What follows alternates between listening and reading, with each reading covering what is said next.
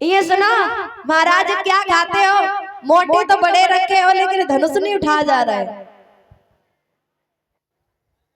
करेगा आजकल को जवानों का चलो चाउमीन फिंगर टिक्की मोमोज खाएगे को खाएगे तो खूब तगड़े हो जाते हैं, लेकिन अब भीतर से पोला रहता है, ताकत रहती नहीं है। क्योंकि घी दूध खाए तो ताकत आए। हेलो दोनों लोग लग करके और धनुष को उठाए। अरे अरे अरे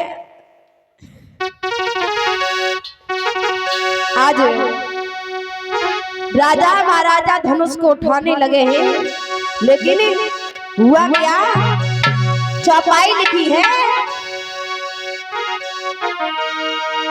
कि भूप सहसी दसी और एक ही मारा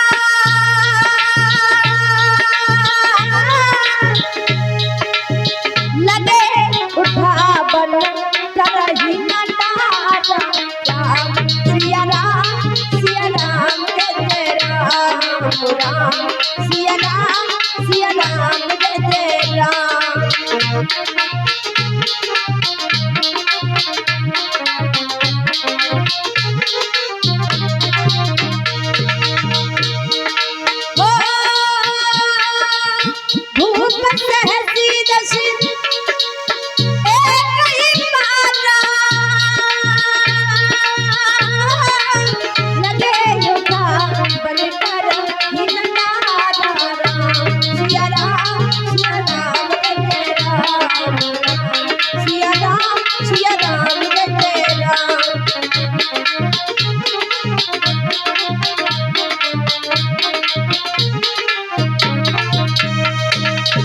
हुआ क्या कि भूप सहस्र दस एक ही 12 लगे उठावन तरई नटारा। चौपाई लिखी है कि 10,000 राजा एक ही साथ में धनुष से लग गए, लेकिन उन्होंने धनुष को नहीं उठा पाया।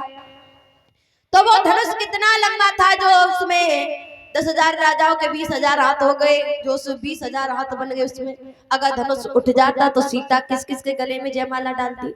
तो बात ये नहीं है, बात ये है कि भूप सहस्र दस एक ही 12 कहते हैं दिन को। एक ही दिन में बारी बारी से 10,000 राजा आए, लेकिन धनुष को नहीं उठा पाया।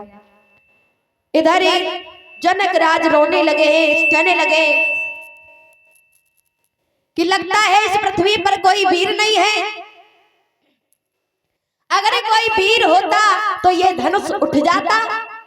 मुझे लगता है कि ये पृथ्वी वीरों से खाली हो चुकी है। वैसे इधर उसी समय लक्ष्मण जी खड़े हो गए। लक्ष्मण जी कहने लगे, जनकराज क्या कह रहे हो कि पृथ्वी वीरों से खाली हो गई है? अगर हम अपने गुरु की आज्ञा पा जाओ, भैया की आज्ञा पा जाओ, तो ये धनुष क्या हम सारी पृथ्वी को ज्ञान की तरह उछाल दूं। आज उसी समय विश्वामित्र ने जवाब दिया है, बेटा लक्ष्मण तुम शांत हो जाओ। और राम को आदेश दिया है, राम तुम जाओ और जाकर के इस धनुष को तोड़ो। आज भगवान श्री राम उठे हैं और मनी मन में धनुष को प्रणाम किया। आज भक्तों इधर मनी मन में जब धनुष को प्रणाम किया है, तो उसी समय राजा सोचने लगे कि अब चली चिड़िया पार उठावे का। अरे हम पे जो धनुष ना हटो हिलो और इस पे हिल जाएगा। आज उसी समय हुआ क्या, जैसे ही भगवान श्री राम ने ठीक से धनुष को छू भी नहीं पाया, हुआ क्या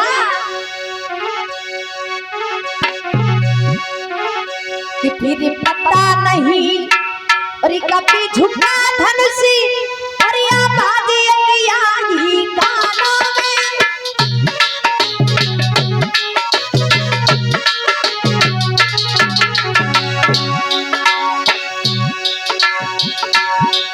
फिर पता नहीं कभी झुका धनुषी बाजी ही कानों में। अरे ठुक पड़ा भले गई वो भवनों में।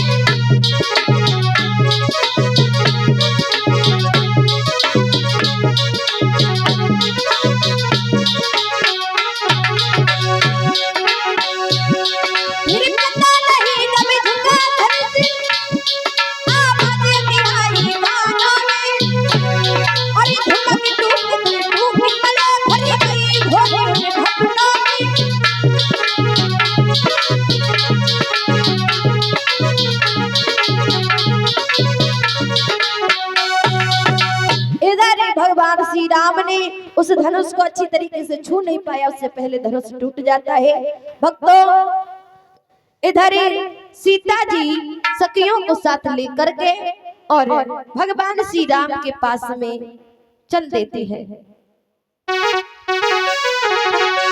आज धीरे धीरे धीरे धीरे सीता जी भगवान श्री राम के पास में पहुंची है।